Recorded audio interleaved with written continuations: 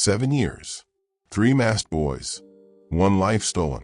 Tonight, the town thinks it knows the truth, but the truth that finally broke this case wasn't found in the first frantic hours. It was buried in small, patient things. A faded jacket folded in evidence, a neighbor's memory that refused to stay quiet, and a detective who wouldn't let a name be chalked away. This is the story of Angela Holmes, a 19-year-old from Rochester, New York, whose murder turned from a headline into a cold case. And 7 years later, a community shock when those responsible were finally brought to justice. Stay with me. What you're about to hear is the moment the silence ended, and why the words "cold case solved" felt like both relief and another kind of heartbreak. Before we dive deeper, take a second to subscribe to Calis-Crime Vault and smash the like button. It's much appreciated. And keep these stories coming your way. Drop your state in the comments below and let me know where you're watching from. The ambulance lights had already washed the block in red and blue when the first officer on scene found Angela Holmes. It was April of 1993, and the early spring air in Rochester still had a bite to it. The street smelled faintly of wet pavement and the distant fryer of a diner that never slept. Neighbors gathered behind yellow tape, their breath fogging the air like small clouds of disbelief. Angela's parents arrived hours later, faces hollow with a grief that couldn't yet be named. She was 19, too young for a life to end before it had really started. A daughter who worked part-time at a bookstore, who borrowed her mother's sweaters and loved old movies. For those who knew her, the shock was doubled by a hard question. How could something so violent happen so close to home? From the beginning, the investigation moved fast in some ways and stalled in others. Detectives processed the scene, collected fragile bits of evidence, and interviewed anyone who might have known Angela's plans at night. The early reports were messy, sometimes contradictory.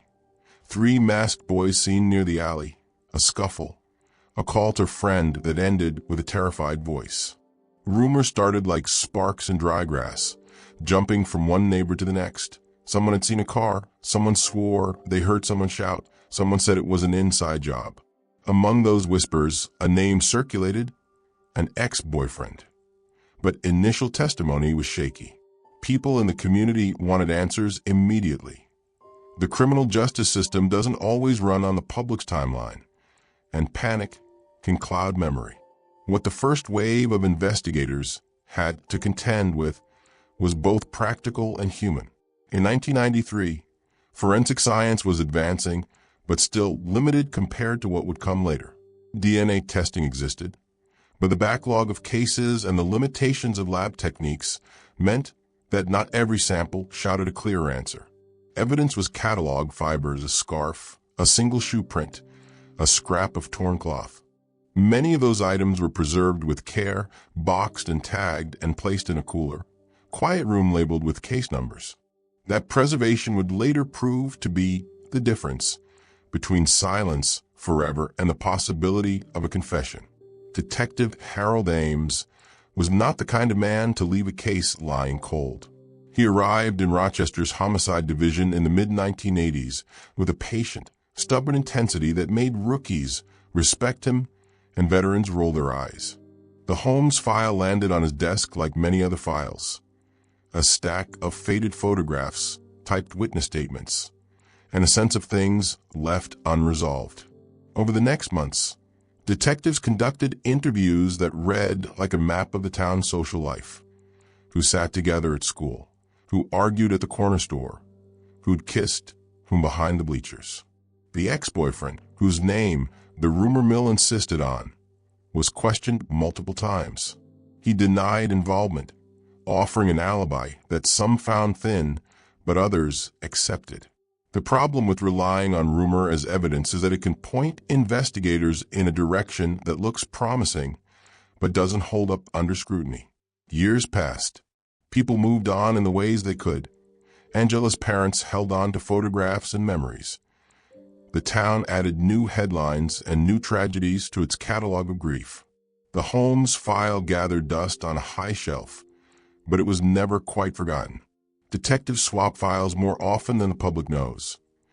Cold cases reappear in staff meetings, in back-office searches for patterns. It was in one of those late-night reviews 7 years after Angela's death that Detective Ames found himself tracing the same thread he'd followed years before and noticing something different.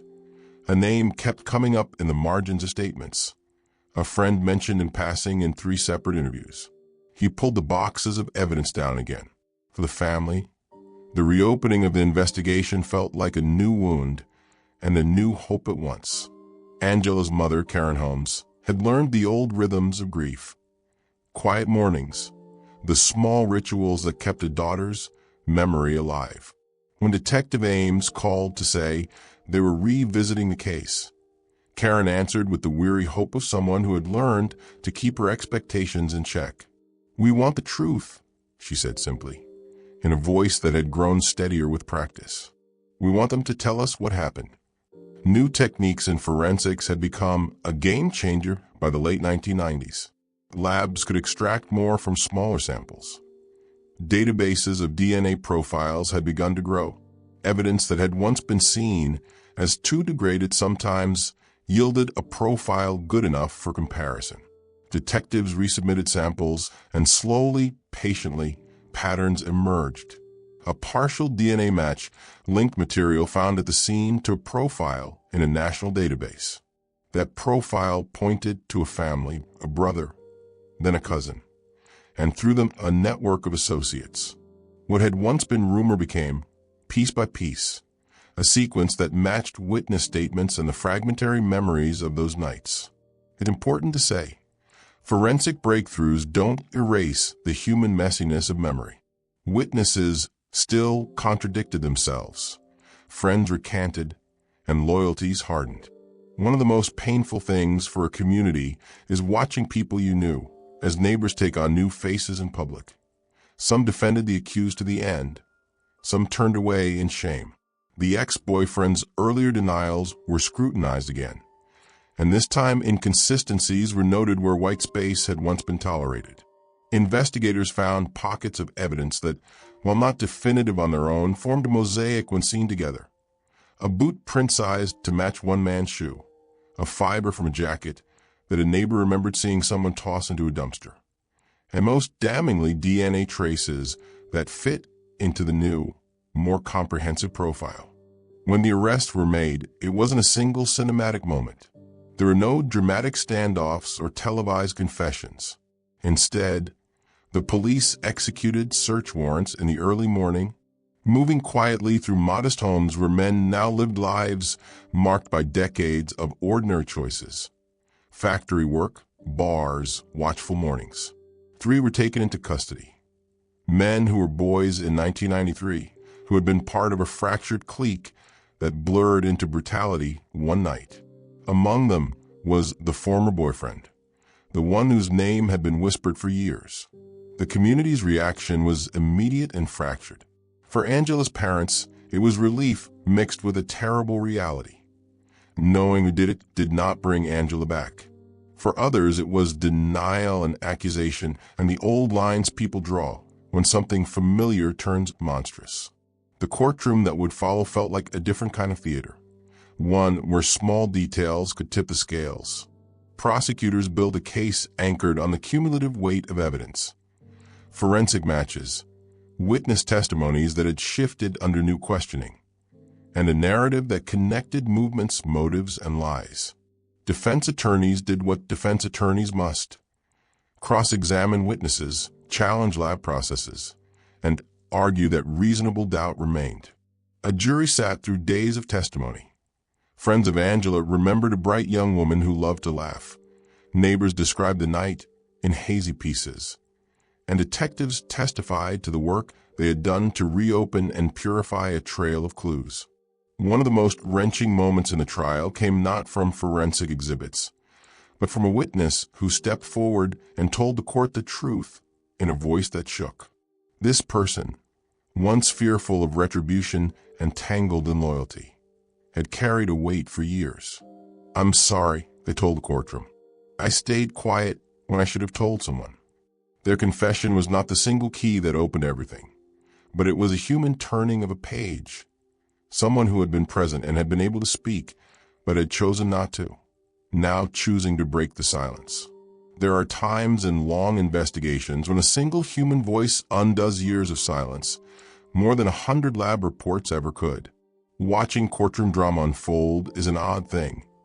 It is both a demand for finality and a reminder of the limits of justice. The defense argued that identification was unreliable, that memories are malleable, that DNA transfer could be accidental. The prosecution painted a different picture.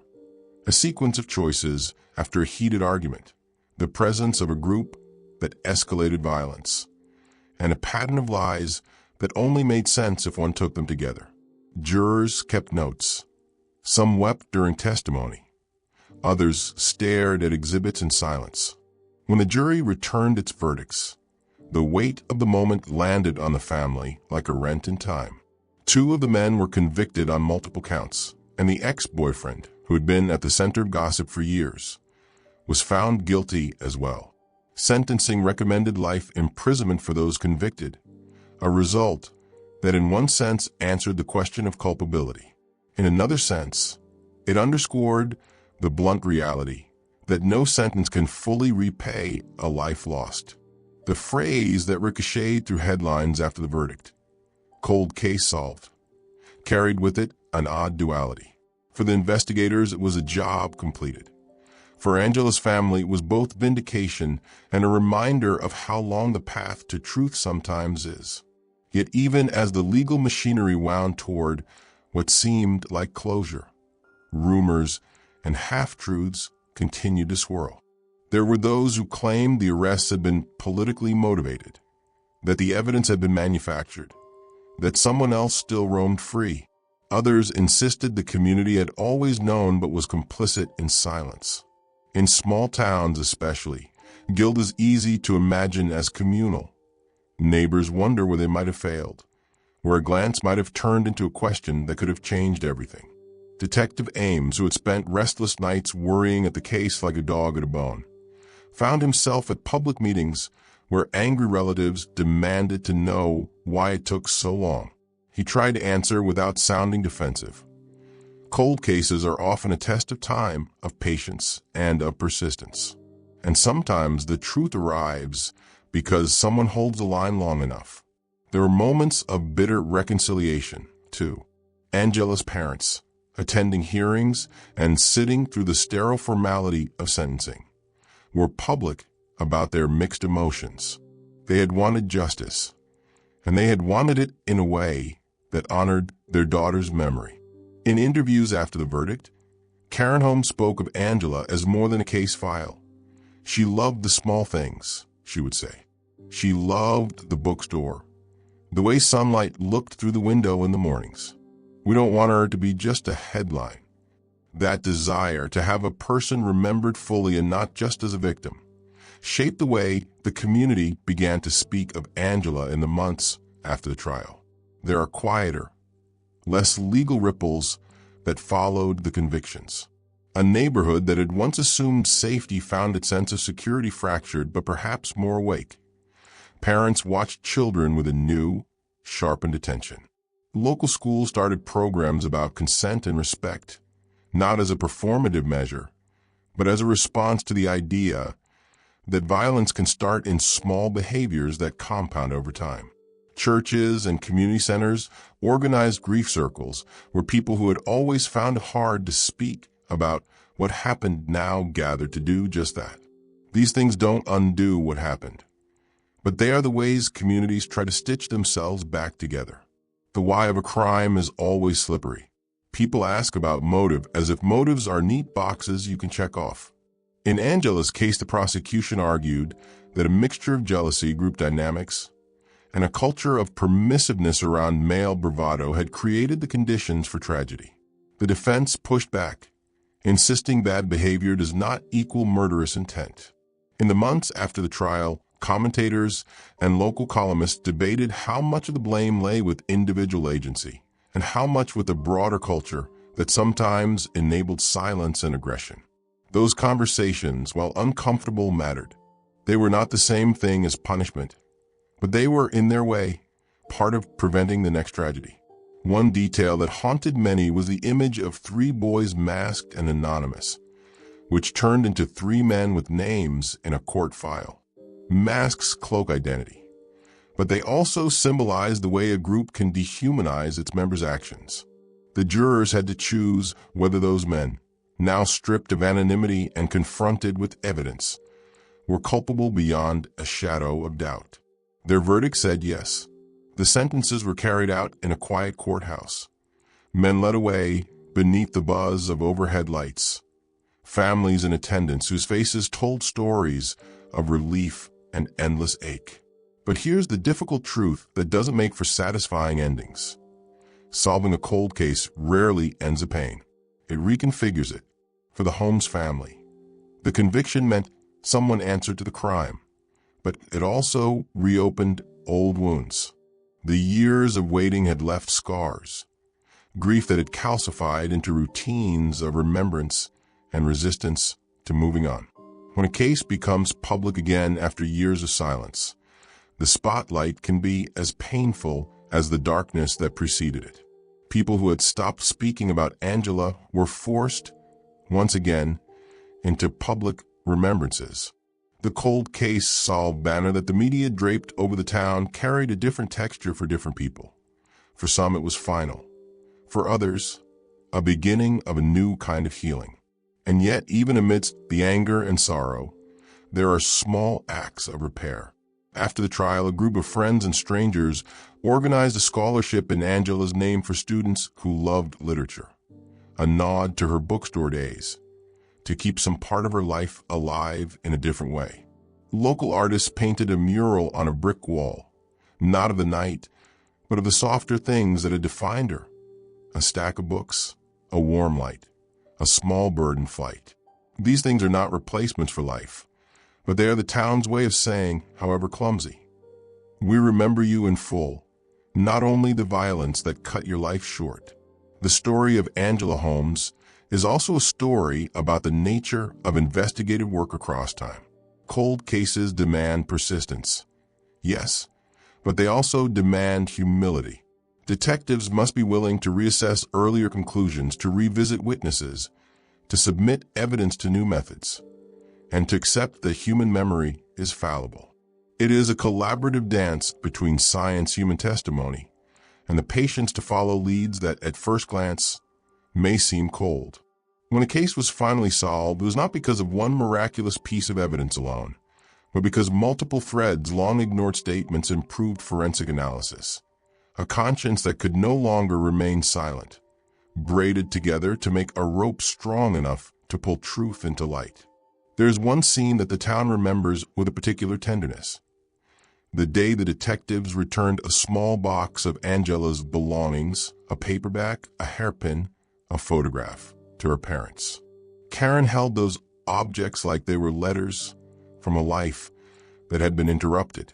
There was no ceremony, no grand pronouncement.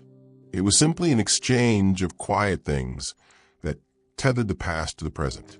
For many who watched, that small act felt like the most honest part of the entire saga. An acknowledgement that memory lives in objects and in people, and that justice, when it finally comes, is both legal and human. As the cameras left and the courthouse emptied, Detective Ames found himself standing on the steps in the late afternoon light, looking at the people who had come to watch history be made. He thought about the long nights poring over statements, about the way a single witness's courage had shifted the course of the case, and about the reality that justice had an unfinished business. It could punish, it could clarify, but it could not bring back what was lost.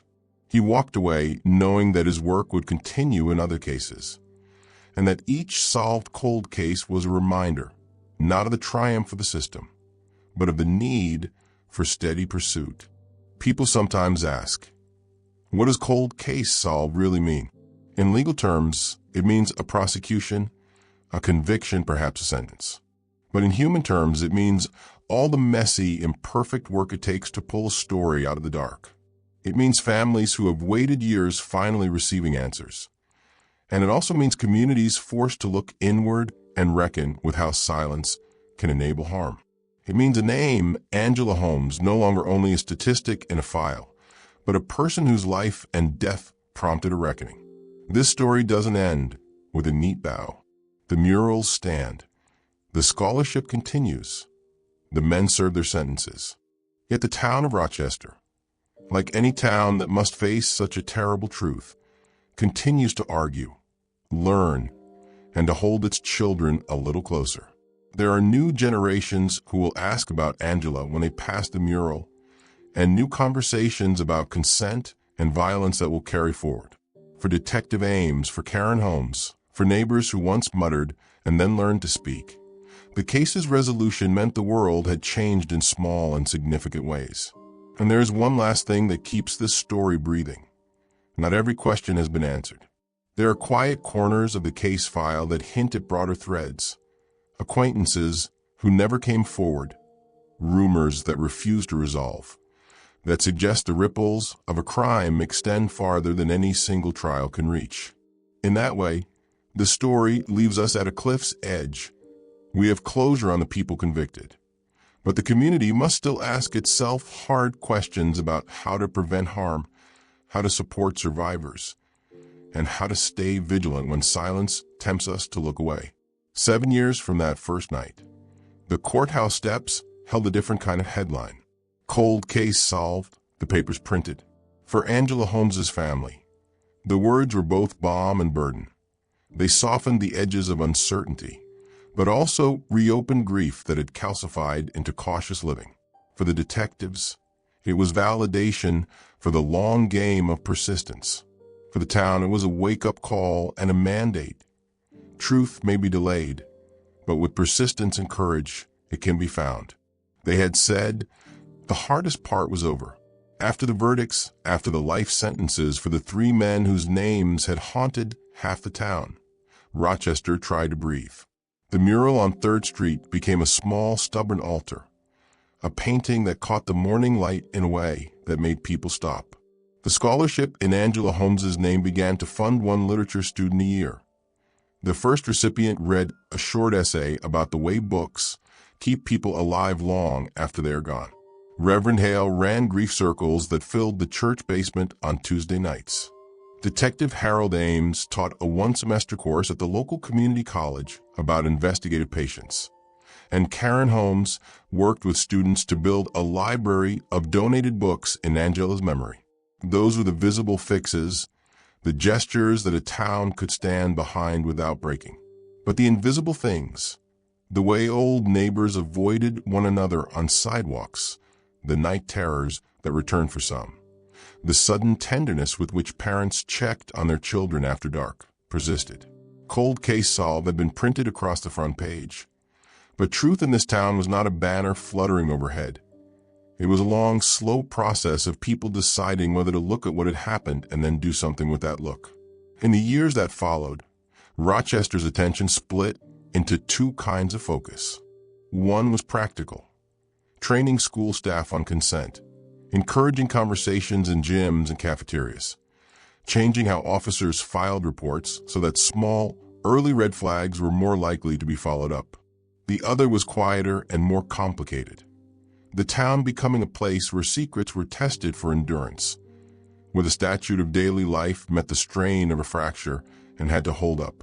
Detective Ames took to his afternoons in ways he never had before. He would show up early to the precinct, pull down boxes of old case files and read them like prayer books. He began volunteering with a nonprofit that offered pro bono help for cold case families. They taught interview techniques, offered counseling referrals, and lobbied for better evidence preservation. Cold Case Solved had been a headline, but for him, it was a calling card. The reminder that persistence arrived in increments, not miracles.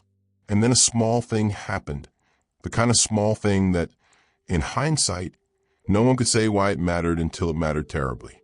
It began with a film crew. A regional documentary team reached out to Karen Holmes 2 years after the trial. They wanted to do a short film about the long road to conviction, to show how science had caught up with an old case and how a community had recovered. Karen agreed.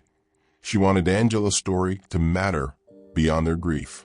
The crew spent weeks filming in the bookstore where Angela had worked, in the homes of friends, and in the courtroom where witnesses had sobbed. They interviewed prosecutors and defense lawyers, showing both sides of how a case becomes a case. They took footage of the mural, close-ups of the paintwork, a curled edge here, a small tear where someone had once placed flowers. They talked to students who had benefited from a scholarship. It felt like a tidy arc, the kind that would play well in regional festivals and maybe invite donations to the scholarship. When the camera crew came to the records room at the courthouse to film how evidence had been preserved, they asked to be shown the physical file. The archivist, an unassuming woman named Marjorie, led them down the rows of metal cabinets.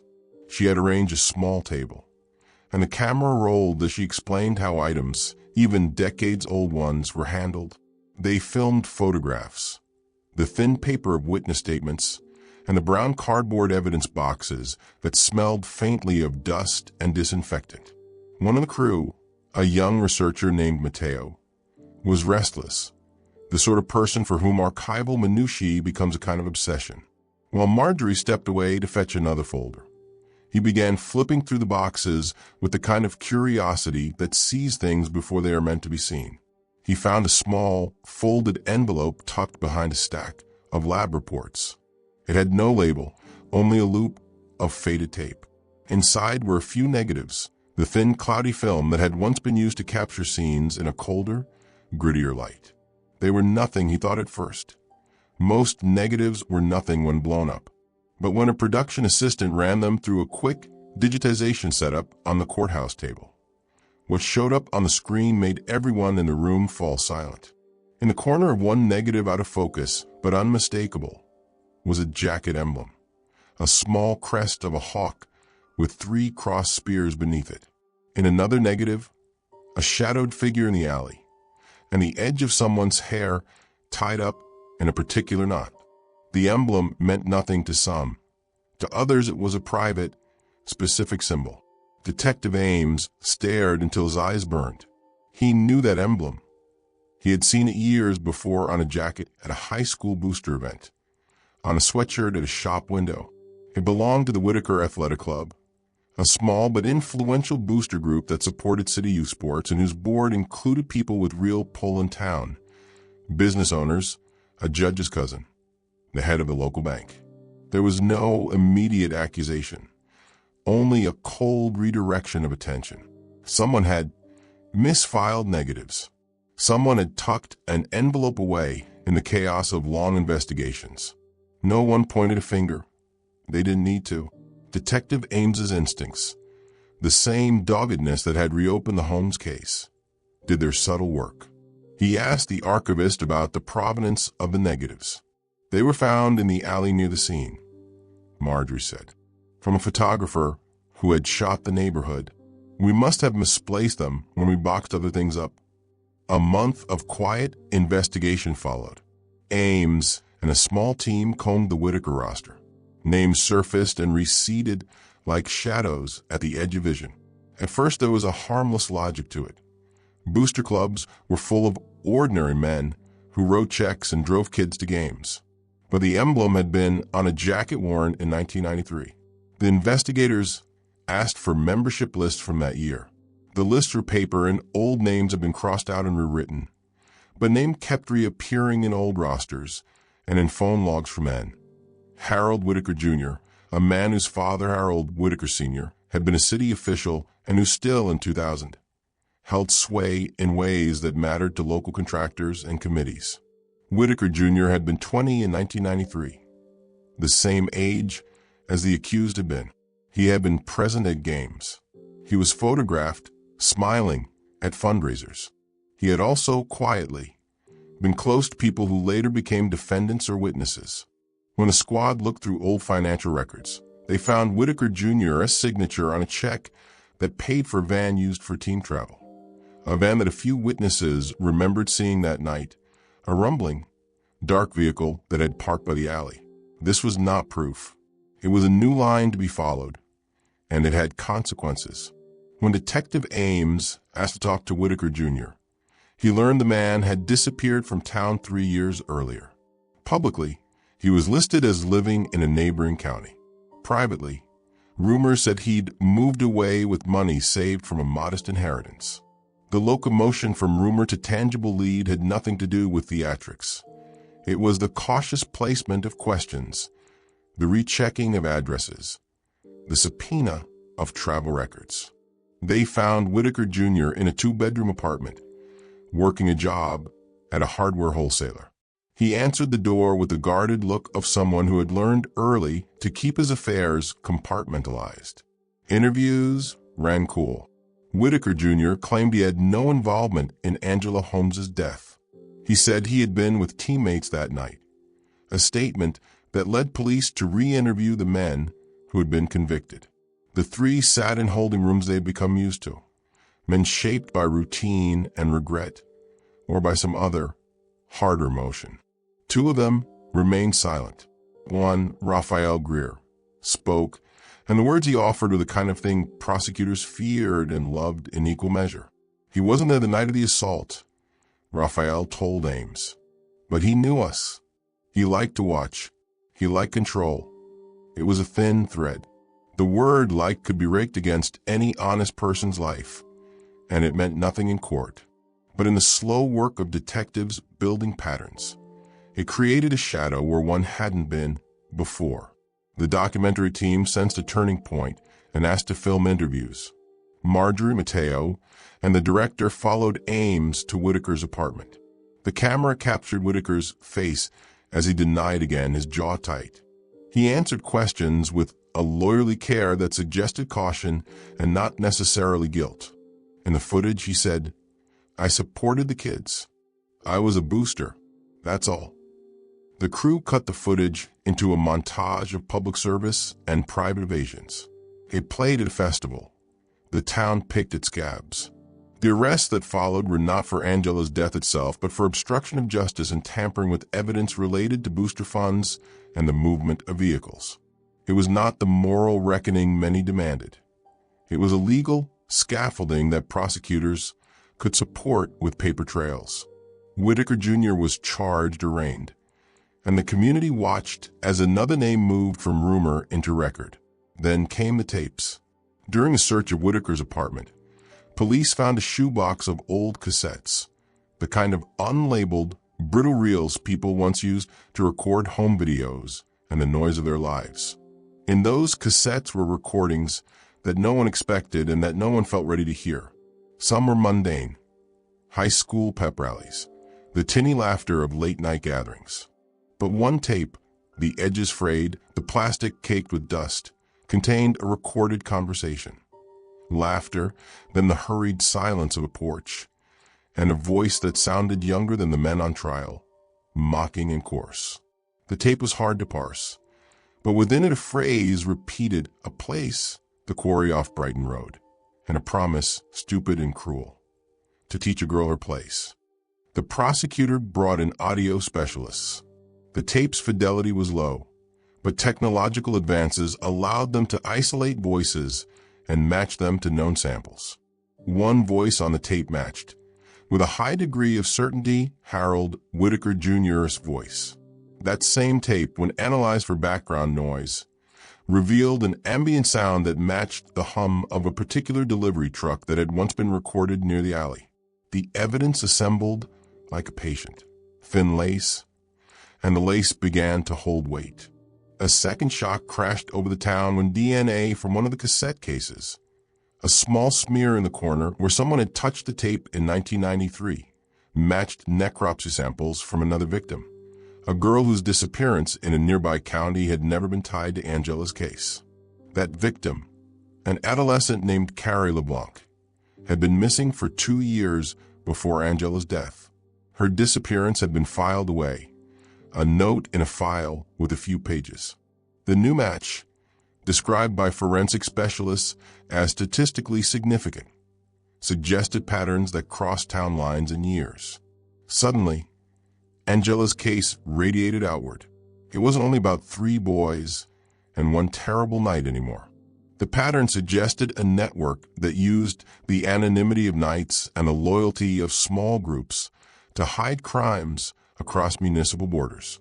The town's sense of closure broke into something far more dangerous: the knowledge that those convicted were not the whole story. In the months that followed, indictments multiplied. Whitaker Jr. was charged with more than obstruction. He faced charges that tied him, circumstantially at first and then, with further testimony, more directly to other crimes. A grand jury convened. Old witnesses were pulled back into courtrooms. Names of men who had been pillars in little ways, coaches, fathers, businessmen, were read aloud in proceedings that made headlines across the state. The community frayed. Those who had once nodded politely in the grocery aisle now paused. Families who had been credited in the post-trial period as local donors found themselves under the cruel light of subpoenas. The schools were spaces of whispered accusations. People who had built reputations on small kindnesses found themselves hungry for explanation. Some were quickly cleared, and some were not. The press dubbed it a ring. Critics called it a moral panic. The reality was uglier and less theatrical. Some people had abused their power, others had turned a blind eye, and many had simply been part of the social fabric that allowed secrecy to persist. Detective Ames, in interviews, spoke in a tone honed by years at the edge of grief and pragmatism. "We thought cold case solved," he told the documentary crew in a quiet cadence. "We thought closure was a finish line. It wasn't. It was a doorway." Karen Holmes watched the hearings from the gallery, flanked by her quiet dignity. She had learned to steel herself for revelations. This new wave tumbled her like surf. She had once wanted simple answers. She found instead that each answer birthed another question. There were nights when the town boiled over. Protesters demanded more arrests. Parents demanded that schools release lists of whom they had suspended. Some demanded the resignation of the city official who'd swept reports under carpets. There were counter voices too. Those who said the newfound fervor risked convicting innocent men on the basis of association. Politicians sensitive to public opinion called for task forces and special prosecutors. The legal system, stretched to cover more questions, worked slowly. The town's newspapers bled ink with speculation. And then, in a development that stunned everyone and that the media could barely handle without literalizing the word shocked, there came proof of the unexpected. An old photograph surfaced in a private collection, a candid shot taken at a booster picnic in the summer of 1993. It was a kind of image someone had tucked into an album and never thought much of. Men laughing around a picnic table, a child with an ice cream cone, a dog chasing a thrown ball. But when the image was darkened and forensic technicians cleaned the grain, the corner of the frame revealed a flash of hair and a portion of a face that matched photographs of a man who, until then, had been considered beyond suspicion. Reverend Thomas Hale, the same man who had led grief circles and preached forgiveness from the pulpit. It is a hard thing to dislodge a pillar from the place others have put him. Reverend Hale had been a public figure of compassion. His sermons read cleanly in the press. His face softened the town after Angela's death. When the photograph was published, the congregation gathered and did what congregations do in moments of crisis. They sought counsel from their leaders. They sat in pews and whispered, and they demanded, some with faith, some with fury, to know the truth. The Reverend denied any wrongdoing. He agreed to be questioned. Members of his flock stood by him, and some left in bitter disbelief. The documentary that had once hoped to end with a story of detective work and community healing had morphed into something else, a record of how deeply a town could be scarred by betrayal from inside. As indictments were issued and hearings scheduled, Rochester felt as if a storm sat over it like fog. No one could move through the streets easily. Businesses that had once been bustling grew quiet. The mural on 3rd Street acquired fresh protective glass with an unsightly metal frame meant to prevent tampering. Angela's parents kept the scholarship going. Their faces harder now, their privacy shot through with public glare. Schools brought in counselors and outside facilitators. Police presence increased near athletic fields. It was during one of those charged, watchful weeks that the unexpected, the truly chilling final court arrived. On an ordinary Tuesday, months into the hearings, the courthouse mailroom employee, a woman named Liza, opened a plain manila envelope addressed not to any lawyer or judge, but to the city of Rochester records. Inside was a single sheet of paper, stamped with an odd, looping handwriting. It read simply, "You found the boys. You didn't find the one who trained them." Below the handwritten sentence were instructions, a set of coordinates and a small map crudely drawn. No name, no signature. The handwriting had that deliberate, careful quality of someone who wanted to be clear but not straightforward. Liza handed the envelope to Detective Ames. He read it twice, then 3 times. The coordinates corresponded to an abandoned quarry on the outskirts of the city. The same place mentioned in the old cassette tape, the place Raphael had once alluded to in a hospital interview when he was intoxicated and bitter. The detectives moved quickly, but with the slow deliberateness that comes from the long practice of not rushing and then finding yourself wrong. They brought cadaver dogs, a small excavation team, and forensic archaeologists. The town gathered. The way towns gather when events promise something cathartic or dark. People craned their necks at the edges of the forest, and the press set up generator lights. What they found at the quarry was not a neat, single revelation. It was instead a scattering of things that made the stomach narrow. Small bones wrapped in decaying cloth, a rusted key, a scrap of fabric with the Whitaker crest burned into one corner. The forensic team cataloged everything, and the county coroner made a quiet statement that would shred the sense of what justice had been. The bones were old. They predated Angela by years. They were not a single victim, but pieces, the remains of multiple people, and their analysis suggested pattern. The quarry had been a place used repeatedly across the 1980s and early 90s.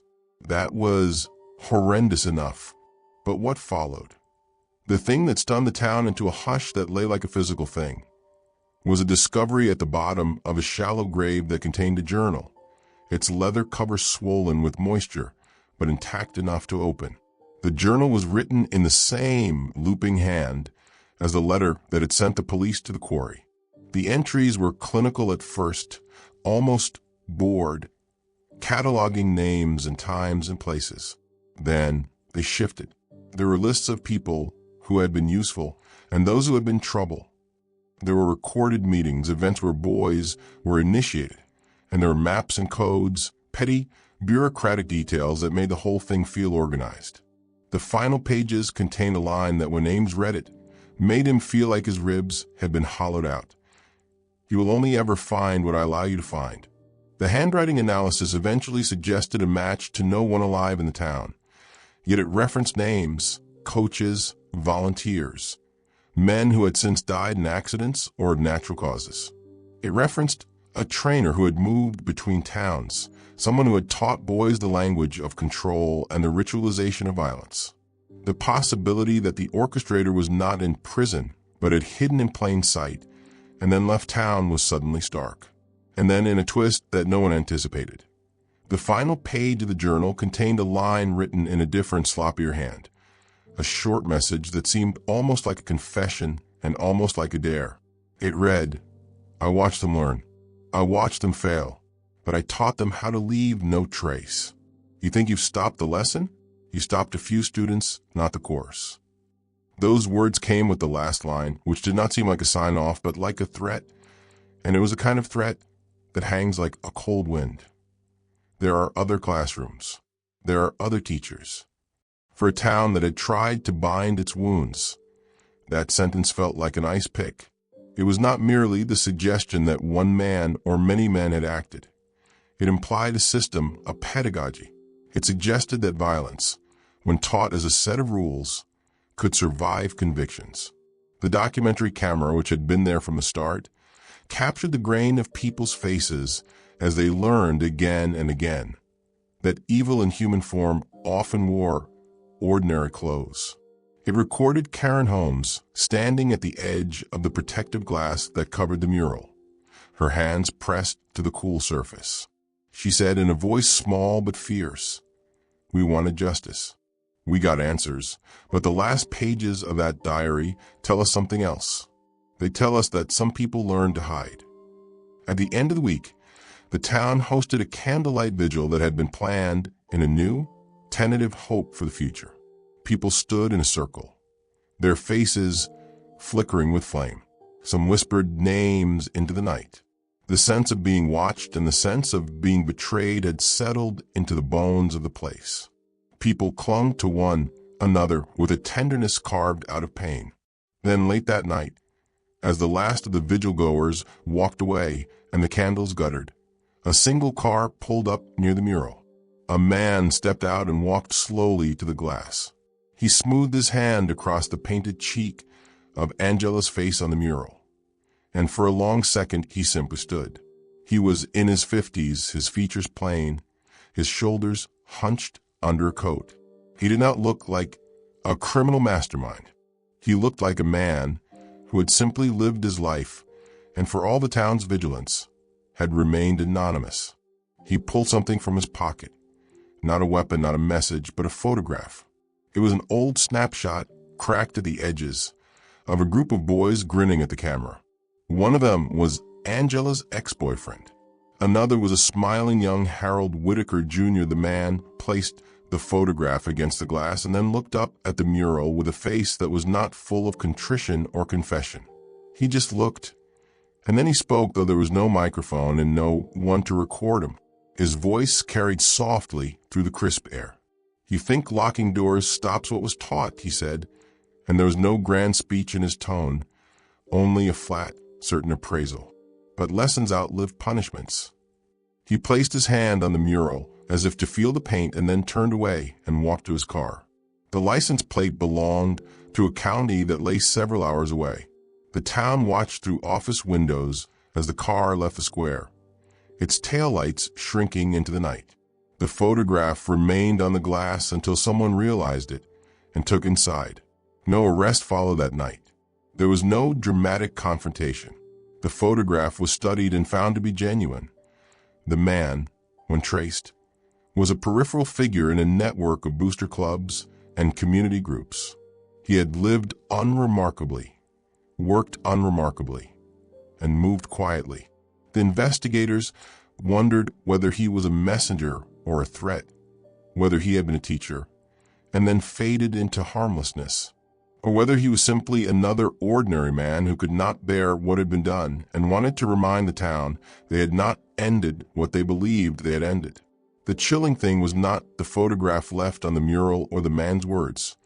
It was the knowledge that the town had finally reckoned with a truth that would not be tidied, that justice as a mechanism had limits when confronted with the scale of the system. People wanted names to blame. The truth was more complicated and far more frightening.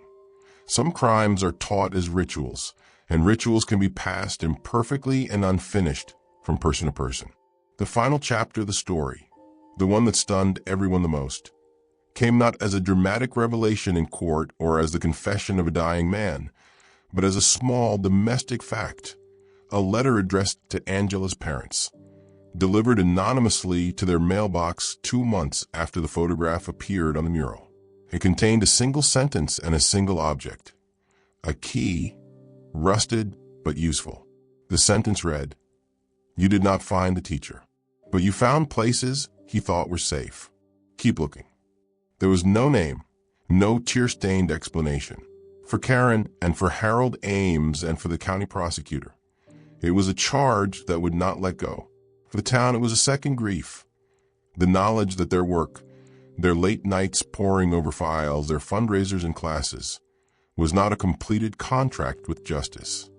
It was the beginning of a longer vigilance. In the weeks that followed, the town split again between those who demanded immediate, sweeping action and those who feared the terror of endless accusation. The mural was shielded with steel. The scholarship gained more donors. The Whitaker Athletic Club was dissolved in name, if not in nostalgia. Reverend Hale resigned from his post amid the controversy, claiming exhaustion and wanting to protect his congregation. His legal situation was unresolved and would be, for a long time, a knot of rumor and process. Detective Ames read the letter 3 times and then put it in a drawer. He had solved what he could. He had brought men to trial. He had excavated a quarry and unearthed bones. But as he left the building that evening, he walked past the mural and felt the town's grief like a physical weight. He understood at a cellular level that justice was not a math problem solved. It was an ongoing act of attention. The last image the documentary caught, the one that would run at the end of film festivals and play over and over in the living rooms of the town, was simple and terrible. The mural at dusk, a single lamp above it humming, and the faint shadow of someone turning away. A voiceover from Karen said softly, "We wanted answers. We got some. But there are things the courthouse can't fix. There are lessons that survive us if we let them." The film ended and the credits rolled, leaving audiences in a kind of stunned silence. The town learned, slowly and angrily, that a solved cold case had not been an ending so much as an unsealing. The phrase "cold case solved" no longer sat like a seal over Rochester. It felt, in a new and more dangerous way, like an invitation to look closer.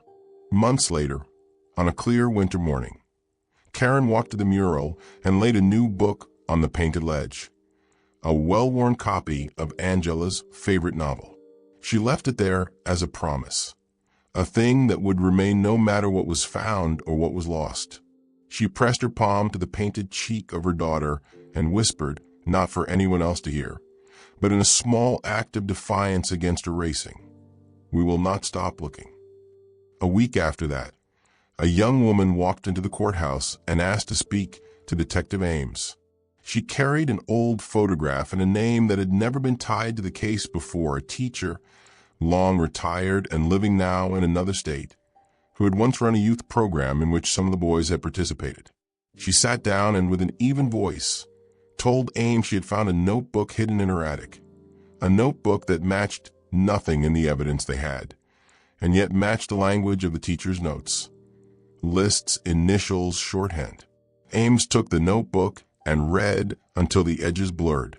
In the back were names. The notebook contained time and place and the telltale, casual cruelty of someone who explained behavior as experiments. At the very bottom of the last page was a single sentence, scrawled like a reminder. Lessons travel. Teach well, teach careful. Ames put the notebook into an evidence bag.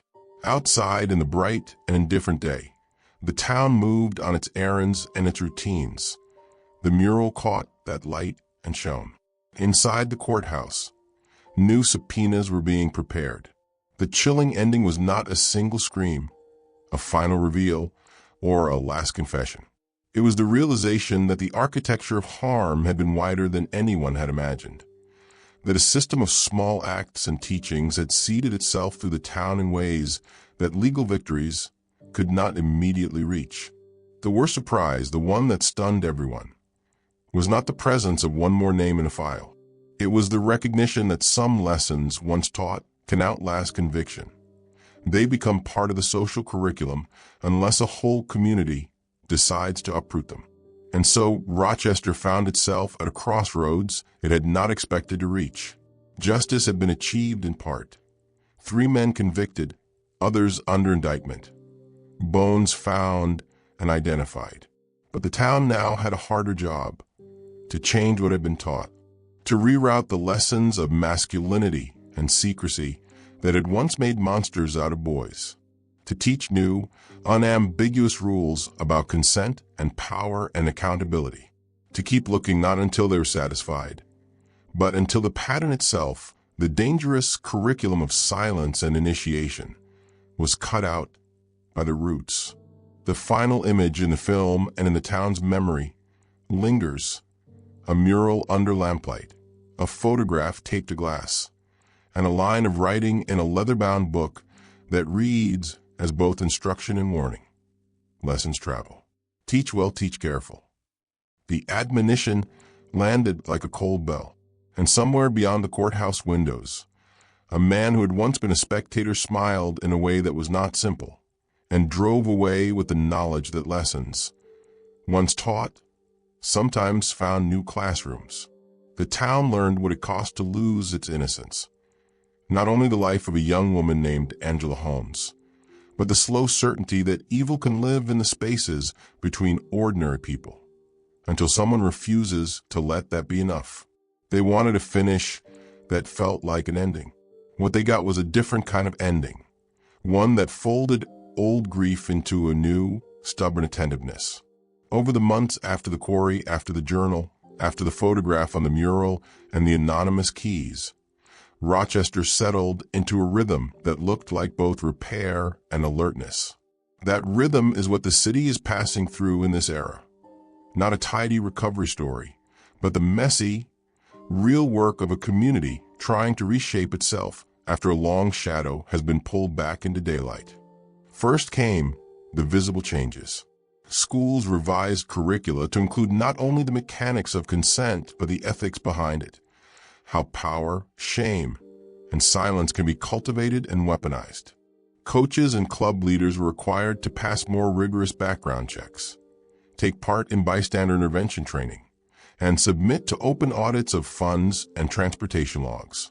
Local nonprofits that had once been quiet benefactors now added governance committees and transparency measures. Booster clubs were restructured and, where necessary, dissolved. City Hall convened a citizens' oversight panel to review how missing reports and buried complaints had been handled in decades past. New legislation at the county level tightened evidence preservation standards and created funding for cold case units so forgotten boxes and unlabeled negatives would not languish unseen. These structural shifts mattered. They were the scaffolding of institutional accountability. But what changed more slowly, and what mattered most in the long run, was the social language. Conversations that had once been whispered in grocery aisles moved into public forums, and not as gossip, but as policy and practice. Parents learned to teach children that power can look ordinary, and that ordinary people, neighbors, coaches, volunteers, can be the people most in need of scrutiny. Men's groups formed in basements and community centers not to excuse behavior, but to interrogate it, to talk about esteem, aggression, and the cultural cues that had normalized a cruelty passed off as boys being boys. Churches and civic organizations repurposed some of their programs to host restorative justice dialogues, grief circles, and educational workshops that centered survivors rather than minimizing them. The emotional arc of the city was uneven. For some families, the eventual convictions meant a brittle closure that allowed little room for peace. For others, the revelations reopened wounds that had been cauterized by time. There was real anger, public and private, at the institutions that had missed or minimized early signs. There was grief, too, not only for Angela, but for lives that had been altered in ways the press couldn't list on a front page. Friendships ruptured, careers disrupted, reputations torn apart, and sometimes repaired only tentatively. Trust had been a currency. After the trials and the quarry, that currency had been devalued. Rebuilding it required honesty, time, and accountability. There were also small, persistent acts of repair. The scholarship in Angela's name became more than a memorial. It evolved into a civic tool that funded programming around literature, empathy, and community leadership. The mural remained a place of pilgrimage, not as a final shrine, but as a living marker where people arranged books, left notes, or simply sat and remembered. Fundraisers that once focused on trophies now prioritized counseling services for teens and victims advocacy. Young people who had been in middle school when the arrests were made were now in high school organizing teach-ins, making zines about consent, and pushing for more student involvement in community safety plans. Legally, the city traversed a strange terrain. Several additional indictments and civil suits stretched court calendars for years. Some cases ended in convictions. Others collapsed under the weight of time and fading memories. The prosecutions exposed failures, but also taught lessons. The importance of preserving evidence, the need for cross-jurisdictional communication, the necessity of protecting and supporting witnesses so fear doesn't calcify into silence. District attorneys learned the hard way that public pressure can be both a spur and a distortion. They adapted, in some cases creating special units that insulated sensitive investigations from political winds. Psychologically, the town oscillated between vigilance and exhaustion. People became more willing to look for warning signs, but many also experienced fatigue from the constant moral inventory of their friends and neighbors. It was easier at times to return to routines and pretend the worst was a closed chapter. The community had to resist that easy slide. What mattered over time was not merely the headline of a solved cold case, but whether the town changed how it responded to small early harms. The way it listened to a teen's offhand comment, or whether an uncomfortable report became paperwork rather than whisper. An unanticipated outcome was a new civic literacy that emerged among younger residents. Students who once would have memed the trials now sat in council meetings and asked probing questions. They formed watchdog groups that partnered with local journalists and legal clinics to track public records, to ensure transparency in how funds and reports were handled, and to demand evidence-based prevention programs. That generation will see younger people taking civic responsibility seriously, suggested a hopeful thread if it could be sustained beyond the moral panic and into long-term activism. Still, the specter of the teacher, the idea that harm can be taught and rehearsed, lingered. It became a cultural metaphor, invoked in op-eds and at PDA meetings. People worried that the pedagogy of secrecy could re-emerge in another social circle if not actively dismantled. That anxiety pushed the city to invest more in community building that was explicit about accountability. Neighborhood watch programs that were trained and certified rather than informal, public registries for volunteer leaders, and community mediation centers where smaller conflicts could be addressed before they escalated. One of the most poignant shifts was the way bereavement and memory were handled. Angela's family, in small ways, reclaimed the narrative of her life. The bookstore where she had worked hosted a yearly reading in her honor. The library created a local history archive that contextualized not only the crime but the life she loved. These acts were not attempts to fix what was broken, but to ensure the story retained its personhood, not only its role as a cautionary tale. The city's memorial practices matured from spectacle into sustained remembrance. Quiet scholarships, reading rooms, and writing programs that asked young people to imagine futures different from the ones that had been stolen. As for Detective Ames, his work became emblematic of an ethic more than of success. He mentored younger officers, emphasizing patience, humility, and the perseverance that had finally brought pieces of the truth into light. He was careful to say that a solved case did not always equal healed people. It was, instead, responsibility to keep looking until systemic failures were addressed. In short, Rochester in this era is passing through a long degree of reckoning. The city moved from shock to prosecution to a quieter, longer process of institutional and cultural reform. It learned to ask hard questions about who is trusted and why. It built structures to prevent the same patterns from repeating. It struggled with the human cost of revelations. And it began haltingly to teach a different kind of lesson about power, one rooted in transparency, consent, and communal responsibility. This is not a story of perfect redemption. The scars remain. People still walk past the mural with the heaviness that curls in their chests. Some nights the school gyms are quieter, and parents still check in too often. But there is a seed of civic resilience taking root. The idea that a community that refuses to let silence be comfortable can uproot dangerous teachings. The ending, then, is not an exclamation, but an injunction. Rochester learned one immutable truth the hard way. A solved case is not the end of vigilance. It is the beginning of a promise to teach differently, to listen better, and to keep searching until the lessons that harm them are replaced with lessons that sustain. Before you go, make sure to hit subscribe and share, tap like, and turn on notifications. That way you'll never miss the next Mystery Solve Cold Case videos. We truly appreciate your support. Thanks for listening and watching.